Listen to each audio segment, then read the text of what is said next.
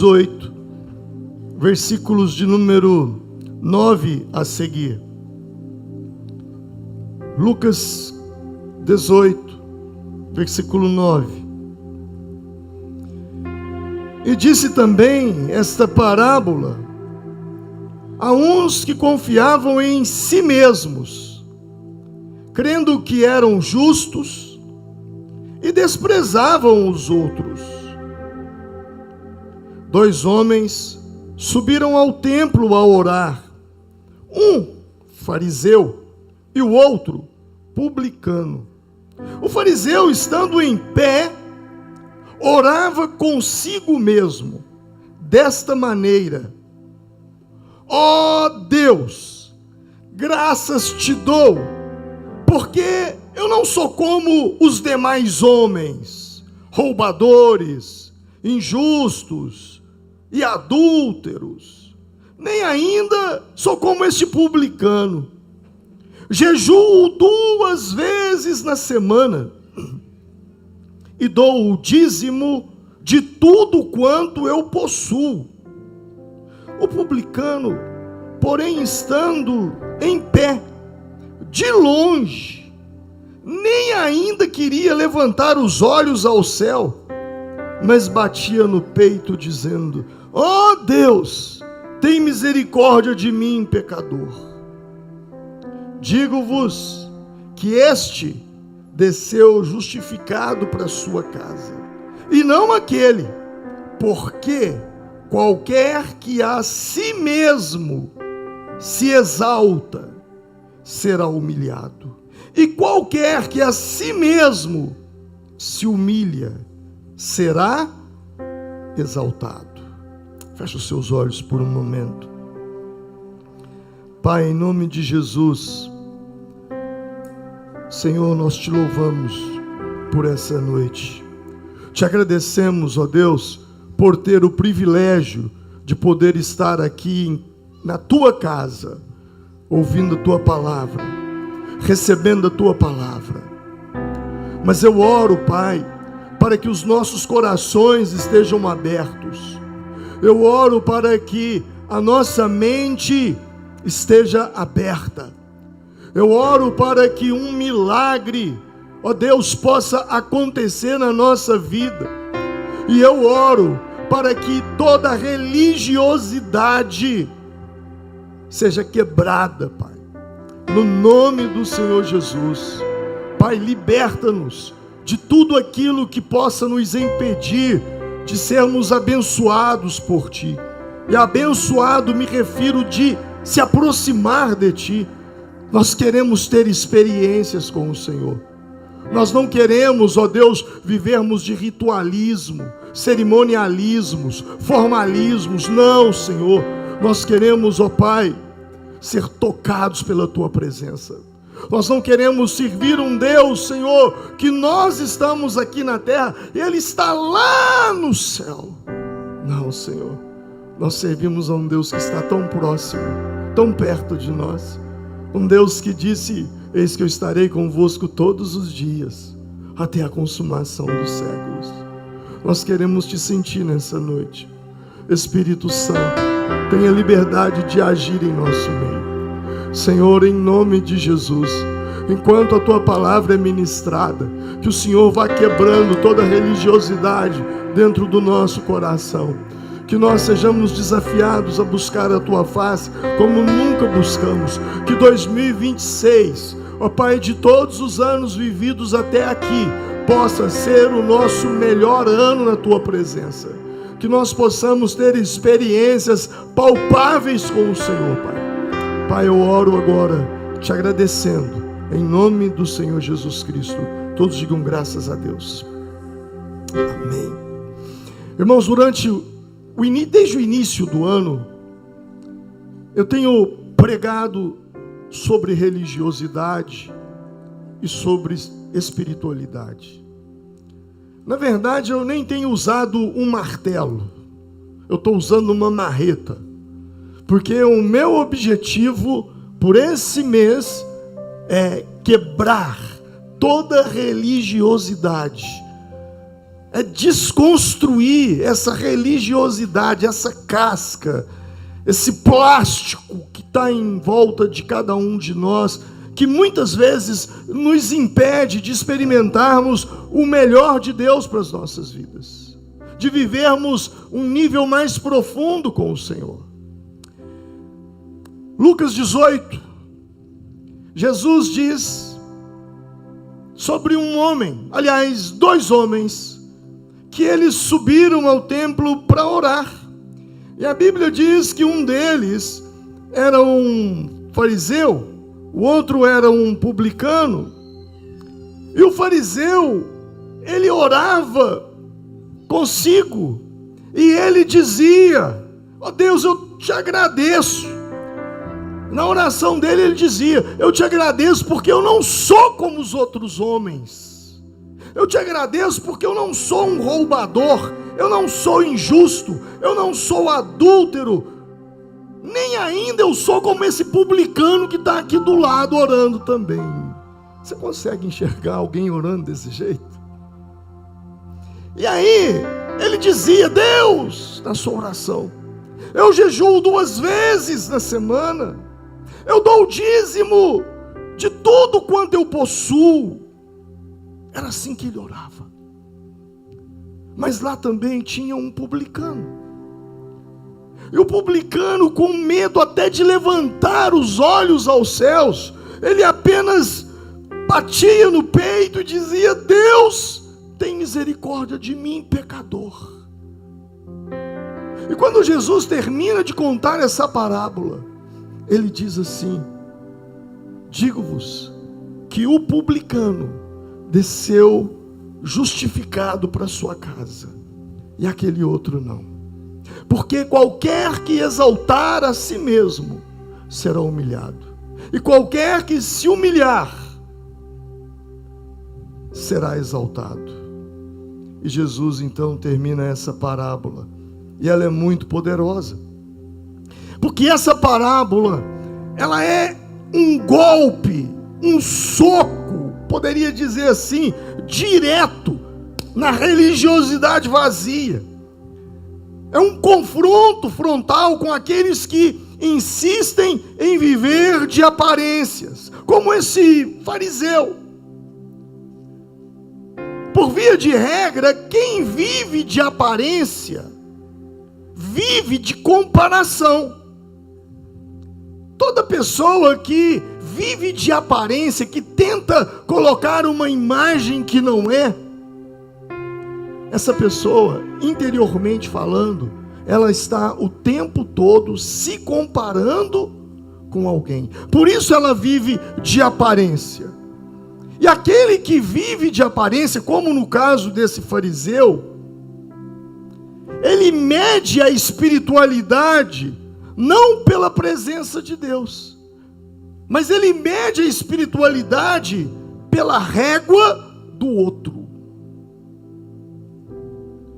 Ele, quando ora, ele não pensa em Deus, ele pensa no outro. Eu sou melhor que o outro.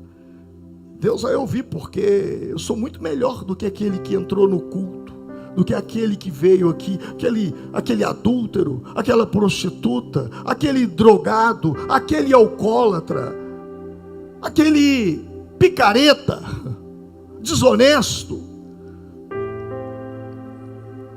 E ele faz esse tipo de comparação. O que me chama a atenção é que Jesus, ele escolhe 2 personagens bem conhecidos do público daquela época: o fariseu e o publicano. Ambos eram judeus, ambos, no caso, estavam no templo, ambos oravam.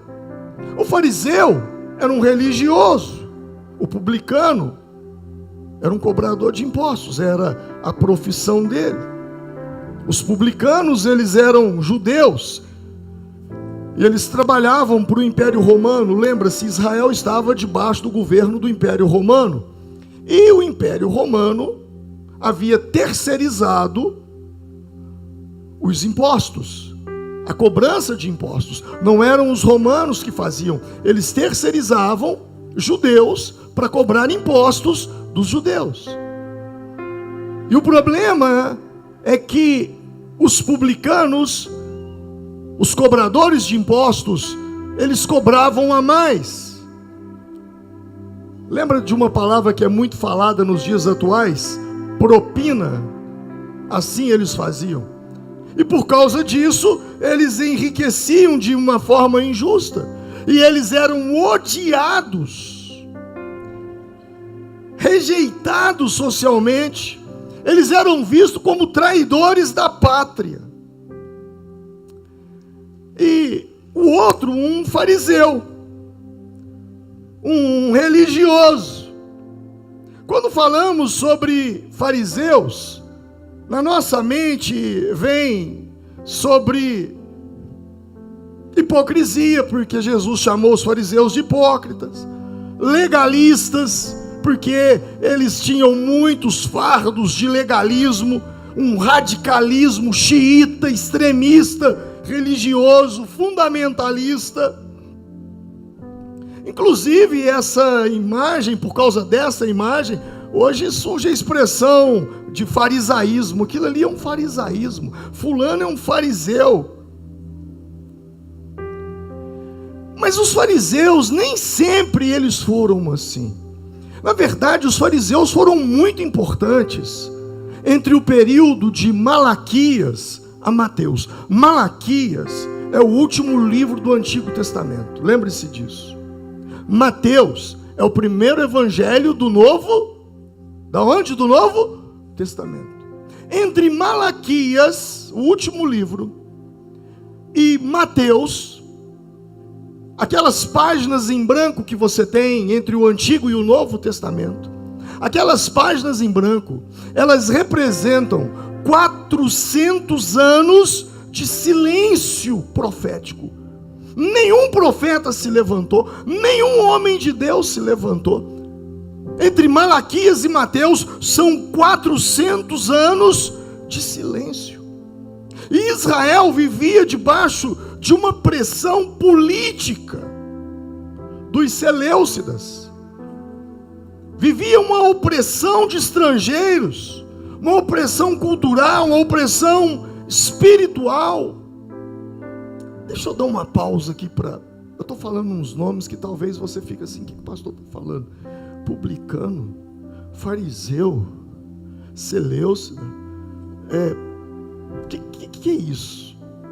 Hebreu. Você já leu na Bíblia hebreu? Você já leu na Bíblia Israel, judeu? Deixa eu dar uma pausa e jogar um pouco de luz para você entender. Vou dar uma aula de história aqui agora, hein? Ok? Me veio isso aqui. Quem são os hebreus? Abraão é descendente de Éber. Éber com H. H-E-B-E-R. Éber.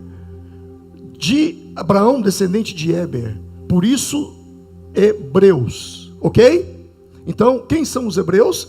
Abraão, Isaac, Jacó.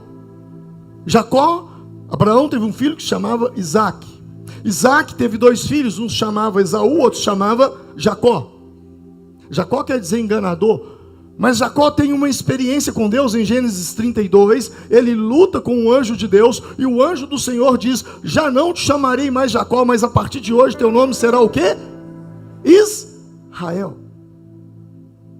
Jacó tem filhos, esses filhos e a descendência de Jacó formam 12 tribos, e agora eles são chamados, já não mais de hebreus, agora eles são chamados de israelitas, porque são descendentes de Israel. E aí surge a nação Israel. No reinado, logo após o reinado de Salomão, após a morte de Salomão, um dos filhos de Salomão assume o trono. Veio Davi, depois Salomão, depois um de seus filhos, e há uma divisão política em Israel. Israel é dividido em 2 reinos. Reino do norte e reino do sul. Reino do norte, 10 tribos. Reino do sul, 2 tribos, Judá e Benjamim. A partir dessa divisão, então criou-se Israel e Judá. Judá, judeus. Quem está entendendo? Os descendentes do sul, eles eram chamados de quê? De quê? Judeus. Os descendentes do norte eram chamados de quê? Israel. Então houve uma divisão. Israel, as 10 tribos, Judá e Benjamim, as 2 tribos, os judeus. Vêm os assírios. Nós pregamos sobre isso domingo passado, retrasado, quando eu falei sobre Oséias. Fez a ferida e a ligará aos assírios, seria uma ferida que causaria em Israel. Os assírios vêm e atacam Israel, não o sul, o norte, e vencem a guerra. Só que os assírios tinham uma estratégia de guerra diferenciada dos demais povos. O que eles faziam? E a estratégia da Assíria daquela época é uma estratégia de Satanás para os dias atuais. Porque o que os assírios faziam? Eles guerreavam com vários povos. E quando eles ganhavam uma guerra, eles pegavam um pouco de gente aqui da Pérsia, levava para Israel, pegava um bocado de gente de Israel, levava para outro país e misturava o povo e fazia o povo se casar com estrangeiros. A capital do reino do norte de Israel era Samaria. E quando os assírios fazem isso, eles quebram a cultura judaica. Eles quebram a cultura de Israel. E todo povo que tem uma cultura fraca é um povo fraco. A maior estratégia de Satanás para essa geração é quebrar a cultura familiar, a cultura da sua fé, Deus, a cultura de você ser fiel e amar o seu país, pátria, família e Deus. Há uma guerra contra a masculinidade para destruir a figura do homem. O homem opressor, o homem é alguém que precisa ser destruído. É uma quebra de cultura. Os assírios faziam isso, e eles fizeram bem isso, e destruíram as 10 tribos. Elas se dispersaram, misturou tudo, mas ficou o reino do sul. Só que o reino do sul pecou contra Deus, e então vem quem? Nabucodonosor. O norte de Israel foi invadido por quem? A Síria. O sul foi invadido por quem? Babilônia, Iraque, hoje. Então a Babilônia vem, já com uma cultura diferente da Síria, pega todos os judeus e levam eles escravos para Bagdá, para Babilônia, para o Iraque. Digo Iraque hoje, naquela época Babilônia. E lá eles ficam exilados 70 anos. Aí vem os persas, que é o Irã, e eles vencem o reino da Babilônia e conquistam toda aquela região. E agora eles liberam, o livro de Neemias, a volta para Jerusalém, para Israel. 70 anos depois, a Babilônia libera, e agora, ou melhor, os persas vencem a Babilônia e eles liberam Israel de volta para casa. E quando eles voltam como um povo, judeus. Porém o reino do norte, quando volta uma bagunça. Por isso judeus e samaritanos não combinavam. Lembra de João 4? Quando Jesus se encontra com a mulher samaritana no poço de Jacó, e a mulher vira: como vem tu, sendo judeu, falar comigo que sou samaritano? E o texto diz que os samaritanos e os judeus não se comunicavam, porque os judeus diziam: vocês são um povo todo bagunçado, vocês não são israelitas, vocês não são judeus, vocês são uma bagunça. Nós não somos judeus. Quem está aprendendo aí? Parei na onde? Para eu chegar aqui nesse ponto. E agora então, eles voltam para casa. Só que a Grécia se prepara como um grande exército liderada por Alexandre o Grande. E Alexandre vem e conquista toda aquela região. E agora os judeus que estavam libertos, agora estão debaixo do poder da Grécia. Só que Alexandre, um grande guerreiro, ele respeitava a fé da Torá, das leis, amava o Senhor, o Deus de Israel. Ele levou alguns judeus para a Grécia.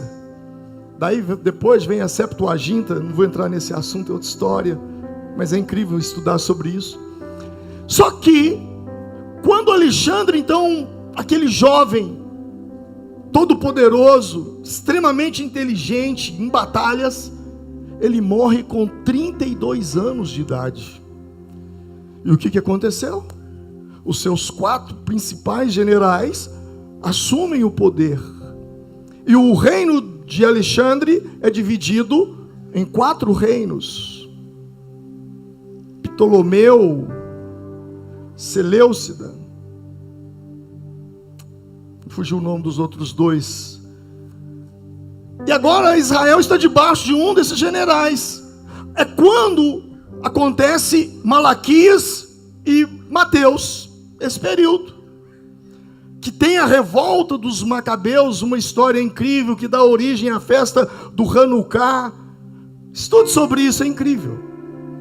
E nesse tempo que a Grécia, ou melhor agora, um dos generais estava ali sobre Israel, sobre Jerusalém, nesse período é que surge os fariseus, com um propósito: de não perder a tradição oral da fé, da Torá, do Pentateuco, que são os 5 primeiros livros, e levando o povo a uma busca por Deus, até que vem o Império Romano e destrói os 4 generais, os 4 reinos, e assume tudo, e aí Jesus vem ao mundo debaixo do Império Romano. E eu vou parar com a história por aqui, porque minha pregação não é história. Mas teve bom ou não teve? Deu para aprender um pouquinho aí? Se você guardou isso aí, você já pegou 4.000 anos de história em alguns minutinhos aqui. E é nesse contexto que surgem os fariseus. Eles tentam organizar. Era um movimento extremamente sadio, sério, comprometido com a preservação da lei, da identidade espiritual e até mesmo da fé do povo. Os fariseus nasceram de uma tentativa legítima de manter Israel fiel a Deus em tempos de crise. O problema não foi a origem dos fariseus. O problema foi o desvio do coração. Eclesiastes 7:8 diz: melhor é o fim das coisas do que o princípio delas. Olha o que a Bíblia diz: melhor é o fim das coisas do que o princípio delas. É aí que mora o perigo. Nem sempre é como nós começamos, mas sim como nós terminamos. Paulo, escrevendo aos Gálatas, ele diz: ó Gálatas insensatos, vocês começaram no Espírito, mas estão terminando na carne. É melhor começar na carne e terminar no Espírito, do que começar no Espírito e terminar na carne.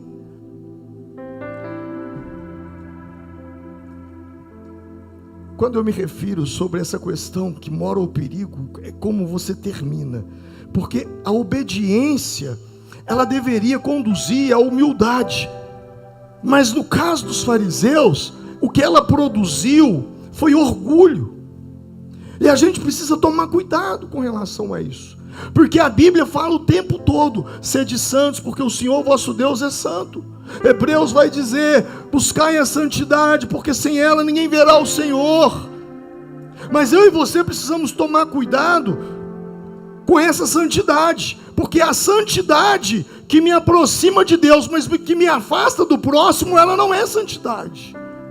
A santidade do fariseu era essa: ele se achava muito perto de Deus, mas um crítico de todo mundo. Eles se afastaram das pessoas. E é nesse cenário que Jesus então conta a parábola não para exaltar o pecador, o pecado do publicano, mas para revelar que Deus, Ele resiste o soberbo, mas Ele dá graça ao humilde, como diz Tiago 4,6, antes da maior graça, portanto diz, Deus resiste aos soberbos, mas Deus dá graça aos humildes. Uma pessoa soberba, ela não precisa do diabo para atrapalhá-la. O próprio Deus vai se colocar no caminho dela, para mostrar que ela precisa de mudança. Vai permitir que coisas horríveis aconteçam com ela, para que ela caia a ficha. A soberba precede a ruína. Dentro desse contexto, os fariseus se tornam religiosos. A religiosidade perigosa, ela nasce quando a fé deixa de ser relacionamento e se torna mérito, status, comparação. E era o que o fariseu fazia. Não, porque eu mereço, Deus, eu mereço porque eu não sou como os demais homens, eu mereço porque eu não sou adúltero, eu mereço porque eu dou o dízimo de tudo quanto possuo, eu mereço porque eu jejuo 2 vezes por semana, eu mereço porque eu oro tantas horas por dia. Ei, você não merece nada, nem eu. A palavra graça é sobre nós recebermos aquilo que nós não merecemos. Tudo que você tem, todas as bênçãos que Deus tem para a sua vida, não é porque você merece, é porque é graça de Deus sobre a sua vida, favor de Deus sobre você. A casa que você tem, o carro que você anda, a roupa que você veste, o trabalho que você possui, a renda que você tem, a saúde que está no seu corpo, os filhos, a família que você tem, tudo é favor de Deus. A sua queda e a religiosidade entra quando você começa a achar que você tem porque você é bonzinho, porque você é bacana, porque você faz boas obras para os pobres, porque você acha que existem pessoas piores do que você. Você não, você é um cara legal, você é um cara bacana, você não deseja mal para os outros, você procura fazer, tá tudo certinho contigo.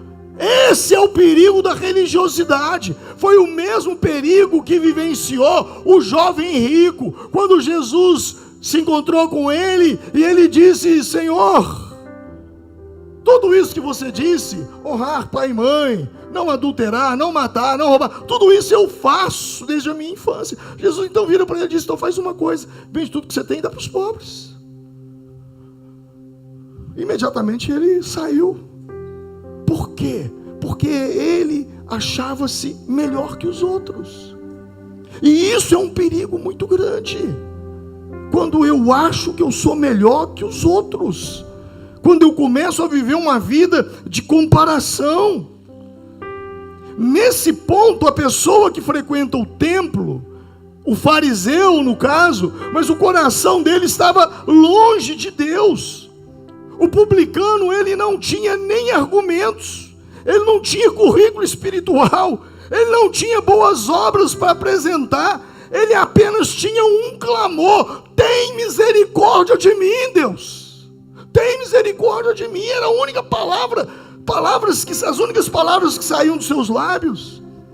Jesus afirma algo assim, que para aquela época foi escandaloso para os religiosos, quando ele diz: esse publicano saiu justificado. A vontade dos fariseus era de pular no pescoço de Jesus, era de apedrejar Jesus, de matar Jesus. E por que ele saiu justificado? Porque Deus responde ao arrependimento verdadeiro, não a uma performance religiosa. Eu faço isso, faço aquilo e faço aquilo outro. Deus não rejeita quem se quebranta, mas Ele exalta, mas Ele resiste a quem se exalta, como o fariseu se exaltava. Toda pessoa, irmãos, que se aproxima de Deus, ouça o que eu vou te dizer, toda pessoa que se aproxima de Deus, sente a dor do seu pecado. Quanto mais próximo de Deus você estiver, mais consciente você se torna da sua própria condição.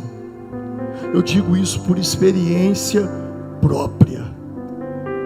Quanto mais próximo eu me sinto de Deus, mais pecador eu me sinto. Quanto mais intimidade eu tenho com o Senhor, mais eu sinto o peso das minhas palavras, mais sensibilidade ao pecado eu tenho. Quanto mais próximo de Deus, mais você sentirá o pecado. A luz da santidade, a verdadeira santidade, que é a santidade de Deus, ela expõe primeiro, não é o pecado do outro, é o pecado nosso. Pastor, e quando é que eu sei que eu sou um religioso? É quando eu fico comparando os meus pecados com os pecados dos outros. É quando eu me sinto santo perto dos outros. Fulano, eu comparado com ele, eu estou muito bem. Eu comparado com ela, sabe, isso é que é o problema. E quando eu sei que eu sou espiritual, é quando eu comparo o meu pecado com a santidade de Deus. É quando eu vejo quão imundo eu sou. E é nesse contexto que eu sinto aquilo que o profeta Isaías sentiu. O profeta Isaías, ele sente em Isaías capítulo 6, 5, quando ele vê o Senhor, ele tem uma visão de Deus no trono, e ele diz assim: ai de mim, quando ele vê o Senhor, quando ele vê os serafins voando em volta do Senhor, ele diz: ai de mim, pois estou perdido, porque eu sou um homem de lábios impuros, e eu habito no meio de um povo de impuros lábios, e os meus olhos viram o Rei, o Senhor dos exércitos. Isaías sente a dor do pecado. Ele fala: os meus lábios são impuros, porque eu falo coisas que eu não deveria falar. Quando eu estou próximo de Deus, eu sinto o que Davi sentiu quando ele pecou com Batseba. E ele vai dizer, aliás, antes de Davi, Isaías diz assim: todos nós somos como o quê? Somos como o quê? Imundo. E todas as nossas justiças como o quê? Trapo de imundícia. Você sabe o que era um trapo de imundícia?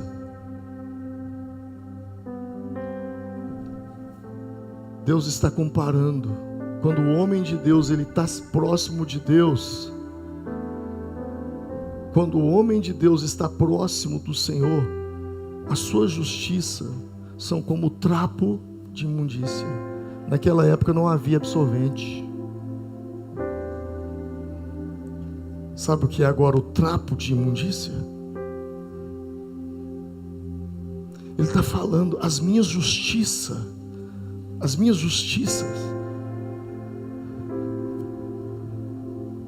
é um trapo de imundícia, é um pano todo cheio de sangue. Não tinha absorvente, então as mulheres usavam um pano. E ali, aquilo era descartado, nojento. E ele fala: as minhas justiças, Deus, é comparadas a isso. O que eu e você precisamos entender é que quanto mais próximos do Senhor nós estamos, mais nós sentimos que as nossas justiças não valem nada. E é nesse contexto que Davi ora: tem misericórdia de mim, ó Deus, segundo a tua benignidade, apaga as minhas transgressões, segundo a multidão das tuas misericórdias, porque eu conheço as minhas transgressões, o meu pecado está sempre diante de mim. Quanto mais próximo de Deus, você sente o seu pecado. Foi o que o filho pródigo, quando ele cai em si mesmo, ele diz: levantar-me-ei, irei ter com meu pai, e lhe direi: Pai, pequei contra o céu e perante ti, já não sou digno de ser chamado de teu filho.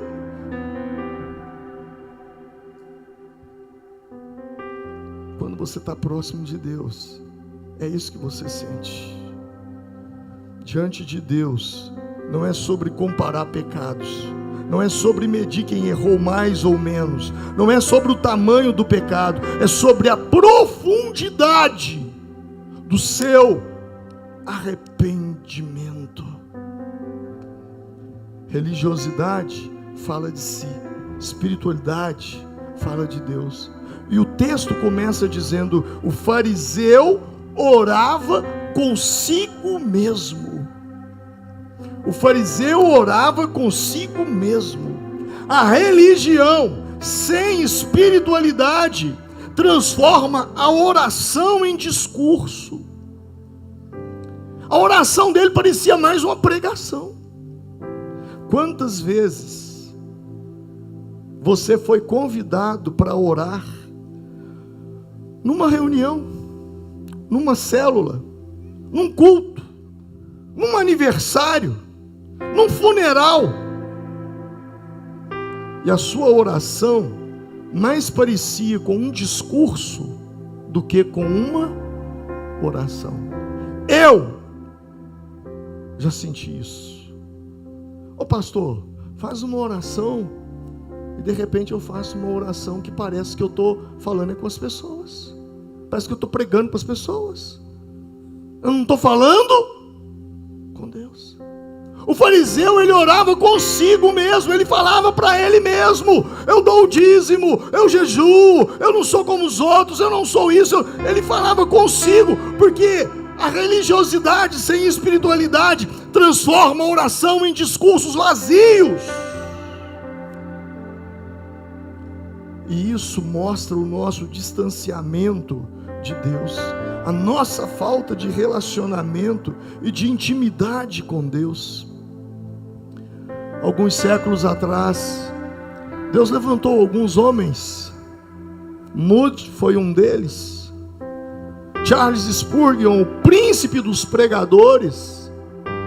E um dia, conta-se que Moody foi ouvir Spurgeon, o príncipe dos pregadores. E quando ele volta, as pessoas viram para ele e dizem assim: e aí, doutor Moody, o senhor ouviu Charles Spurgeon pregar?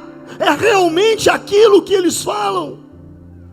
E Moody diz assim: sim, eu ouvi Spurgeon pregar, mas o que mais me impressionou não foi a sua pregação, foi a sua vida de oração, a forma como ele falava com Deus, a intimidade dele com Deus.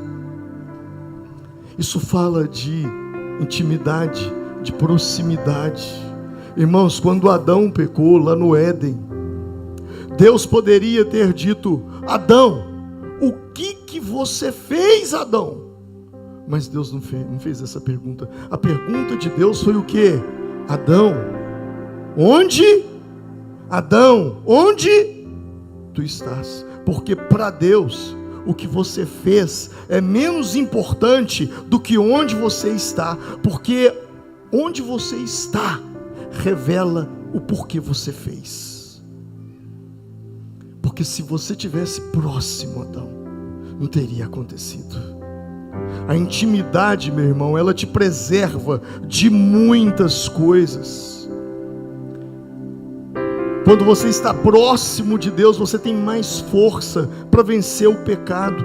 Ouça isso. Muita coisa que hoje você chama de tentação, se você estivesse mais próximo de Deus, o que você chama de tentação, você chamaria de nojo. Nojo. Pastor, sabe, eu estou sendo muito tentado nessa área. Na verdade, a tentação, ela não vem do diabo. Tiago diz isso: cada um é tentado de acordo com a sua própria cobiça. Ela vem de dentro de nós.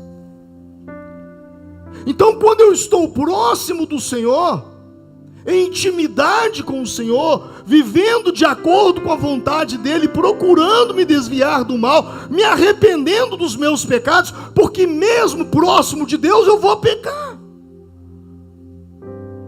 Mas eu vou confessar, eu vou pedir perdão, eu vou me arrepender. E quando eu estou próximo do Senhor, o Senhor trabalha o meu interior. E aquilo que para mim é uma tentação, se torna algo nojento. Eu vou te dar um exemplo. Quem aqui já fumou? Eu levanto as minhas duas mãos. Eu comecei a fumar com 12 anos de idade. Fumei até os 18, quando eu encontrei Jesus.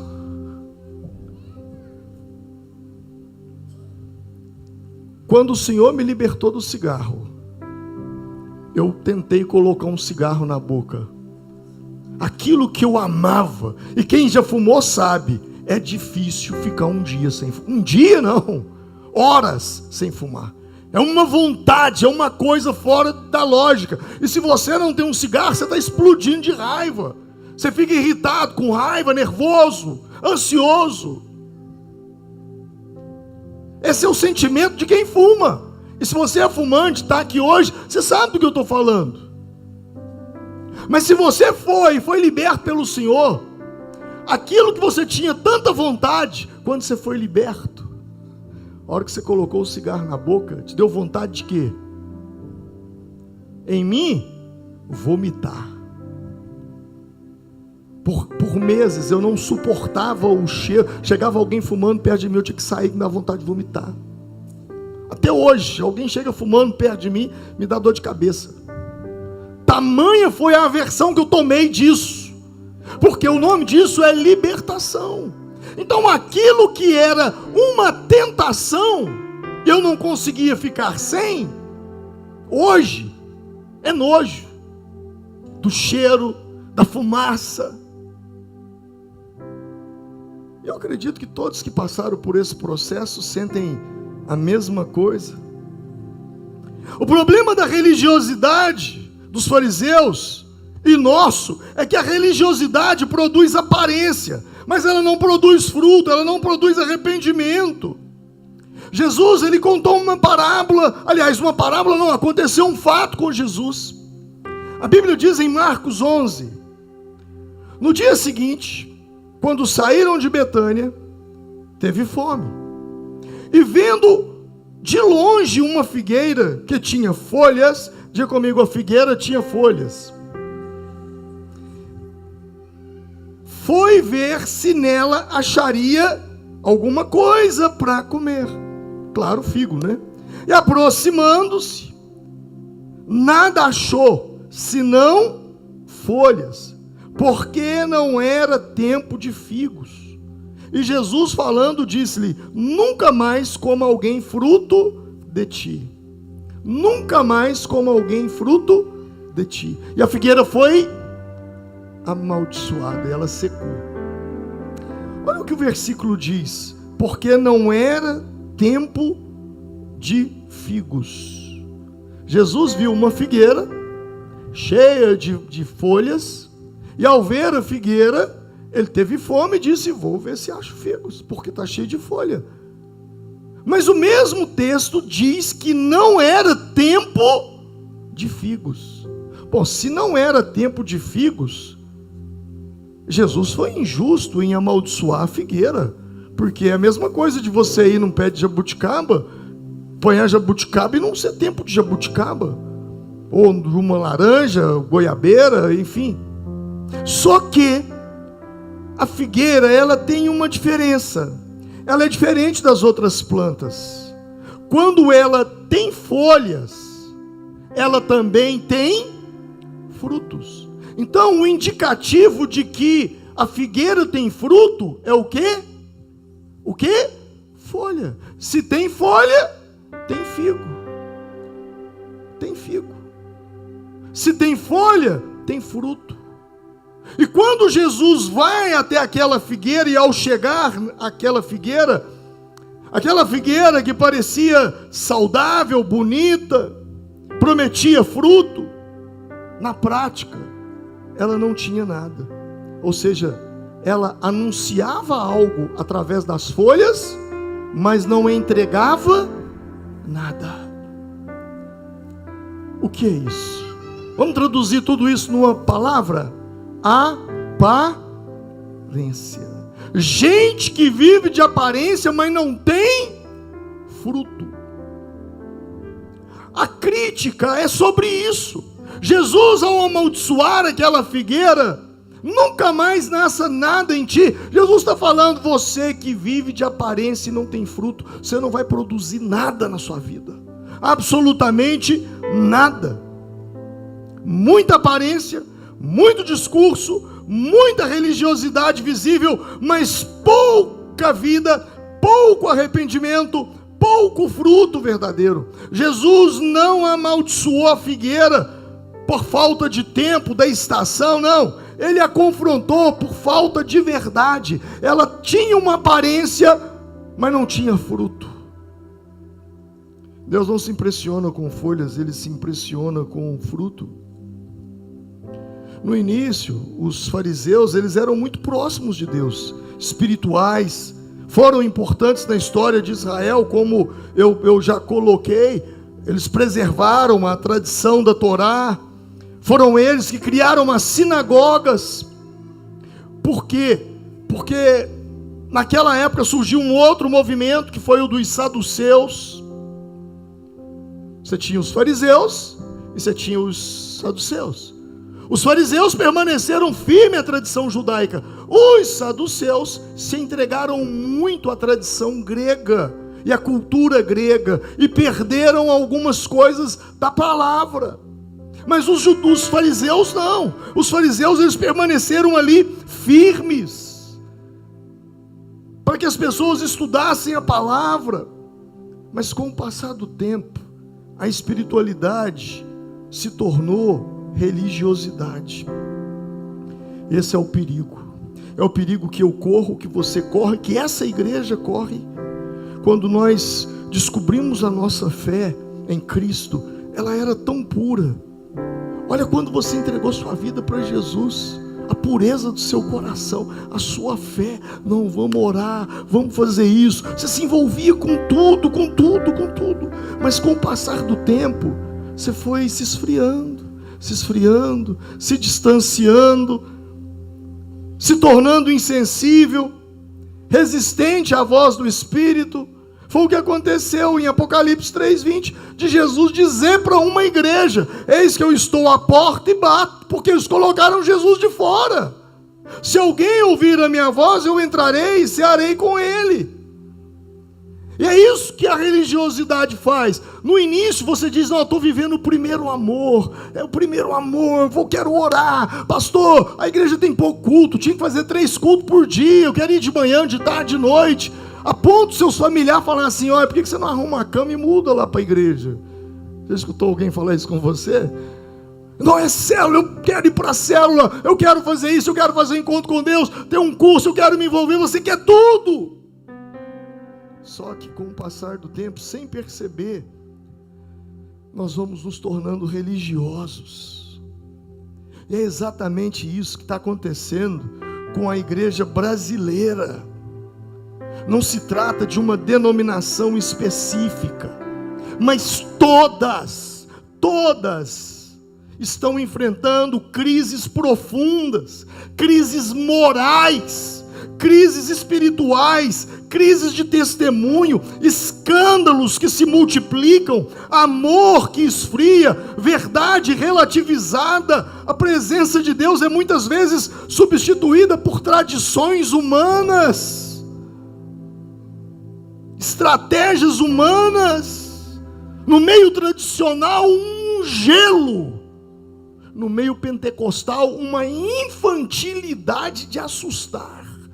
Não, eu vejo uns vídeos, aliás, tem muita coisa com o nome de pentecostal na internet que não tem pentecostal não. Outro dia eu estava vendo um movimento chamado de assembleia, que estava mais para uma candombleia do que para a própria pessoa que é pentecostal, de Gunnar Ving, de Daniel Berger, da assembleia. Ao ver aquilo, ele se escandaliza: opa, isso tem nada a ver com a gente. Sabe, irmãos, e todos esses movimentos começaram tão fortes, Quando você vai para a Europa e estuda a história de John Knox, sabe, você vê um homem que orava. O que virou a igreja dele hoje? Um gelo. Você vai para a história da Rua Azusa, Gunnar Wingren, Daniel Berger, chegando em 1910 em Belém do Pará, quantos milagres! E hoje você vê uma politicagem, tanto escândalo. Isso não é sobre duas, não, estou falando de todas. Que Deus nos ajude. Que Deus nos ajude. O maior perigo não é o pecado que está lá fora da igreja, mas é a religiosidade que cresce dentro dela. E conosco não é diferente. Se não vigiarmos, também nós vamos nos esfriar. Jesus disse em Mateus 24 sobre o fim dos tempos, um dos sinais seria, e por se multiplicar o pecado, a iniquidade, o amor de muitos esfriará. Nós precisamos tomar muito cuidado. Sabe, um coração alinhado, um coração que continua lendo a Bíblia, um coração que diz: Deus, fala comigo, seja confrontado pela palavra. Mas se isso não acontece, a consciência vai se ajustando ao mundo, e aquilo que incomodava já é normal. Não, isso é normal, tem nada a ver. E é aí que mora o perigo. Mas Jesus falou algo sobre isso. Ele disse, ele nos conta uma parábola. Aqui fala da oração, né? Quando a oração fica fria, você fica repetindo. Mas Jesus, ele conta uma parábola. Em Lucas capítulo 5, ele diz assim: ninguém deita vinho novo em odres velhos. De outra sorte, o vinho novo romperá os odres e entornar-se-á o vinho, e os odres se perderão. Mas vinho novo deve ser deitado em odres novos. O que Jesus está dizendo? Você não pode pegar um odre. O que é odre? Deveria ter colocado uma imagem aí, né? Odre é uma bolsa feita com pele de animais, que era utilizada para guardar líquido, especialmente o vinho. Os odres, quando eles iam para o deserto e ficavam muito tempo, precisava de água, alguns eram até feitos de bucho de camelo. Mas nesse contexto aqui, era pele de animal. Eles costuravam bem costurado, e aquilo se transformava numa garrafa de pele, para você entender. Opa, aí tem um odre aí, para nós entendermos o que é um odre. E Jesus está dizendo: olha, se você coloca um vinho novo, e se o odre é velho, o que vai acontecer com o odre? Ele vai se arrebentar. O que Jesus está ensinando para nós? O odre velho é a religiosidade. Por quê? Porque o odre, quando ele vai ficando velho, e ele tem contato com o vinho novo, o vinho fermenta dentro dele. E na medida que o vinho vai fermentando com o passar do tempo, isso vai produzindo gases, e o odre ele vai esticando. E com o passar do tempo, ele resseca. E fica rígido.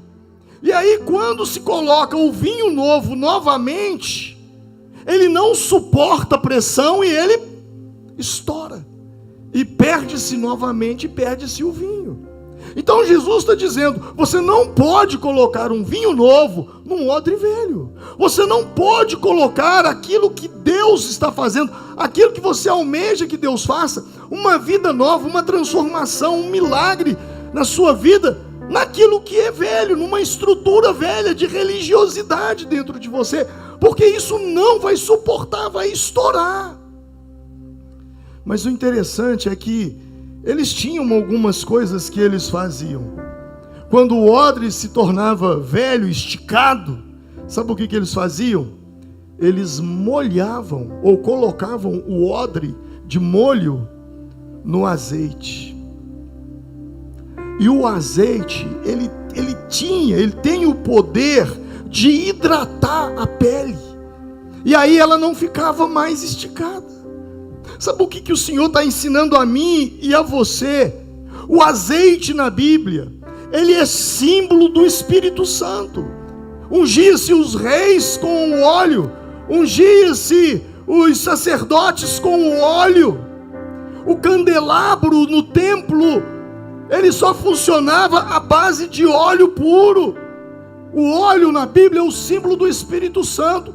Zacarias capítulo 4, versículo 6 diz: não por força, nem por poder, por violência, mas pelo meu Espírito. Tem uma situação que você não está conseguindo vencer, tem uma situação que você está colocando força, não está dando. Você fala: pastor, agora eu já tenho que partir para a ignorância, porque não dá. Deus está falando com você, não é com ignorância, não é com violência, não é com brutalidade, é através do meu Espírito. Pega esse odre de religiosidade e põe dentro do azeite, para que ele seja hidratado. Eclesiastes capítulo 9, versículo 8 diz: em todo tempo sejam alvas as tuas vestes, e nunca falte o óleo sobre a sua cabeça. Salmo 133 diz: é como o óleo precioso que desce sobre a cabeça, que desce sobre a barba, que desce sobre a barba de Arão e que desce até a sua orla das vestes. Deus está falando: filho, eu vou derramar o Espírito Santo sobre você. A unção que vem sobre você, ela vai começar sobre a sua cabeça, porque Romanos 12 diz: não vos conformeis com este século, mas transformai-vos. Uma transformação mental começa na sua cabeça e ela desce sobre todo o seu corpo, para que você fique protegido, blindado com a unção de Deus. Como diz Salmo 92:10: tu me exaltarás o meu poder como o do boi. O texto está dizendo unicórnio, mas numa tradução vai dizer o boi selvagem. Eu serei ungido com óleo fresco. Sabe quando colocava aquelas cangas nos animais, no pescoço do boi, para eles puxarem grandes cargas? O que eles faziam? Eles untavam o pescoço do boi com óleo, com gordura. É isso que o salmista está dizendo. Isaías 10, versículo 27 diz: e naquele dia acontecerá que a sua carga será tirada de seu ombro. O que é isso? Sabe quando você deita e fala: eu estou tão cansado, eu vou dormir para descansar. E aí você dorme, aí no outro dia você acorda pior do que você deitou. Uma carga sobre o seu ombro, a vida pesada, tudo pesado, nada rompe, tudo que você planeja não dá certo, os seus empreendimentos fracassam, está tudo errado, seu casamento está sendo destruído, sua família sendo destruída, você já não sabe mais o que fazer. Deus está falando: naquele dia acontecerá, a sua carga será tirada de cima do seu ombro, o jugo vai ser tirado do seu pescoço. Jugo é aquilo que eles colocam no boi, colocam no bezerro, aquela canga, aquilo fica ali. Deus está falando: eu vou tirar, eu vou despedaçar, por causa da unção do Espírito Santo que eu vou enviar sobre vocês. Vocês serão leves, não terão peso sobre os ombros. A vida não será mais dessa forma. Se você crê, se coloque de pé nesse momento agora.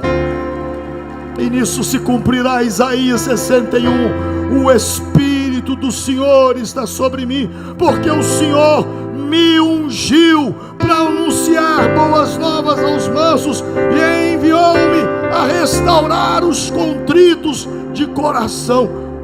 Levante suas mãos ao alto e diga assim: o Espírito do Senhor, diga: o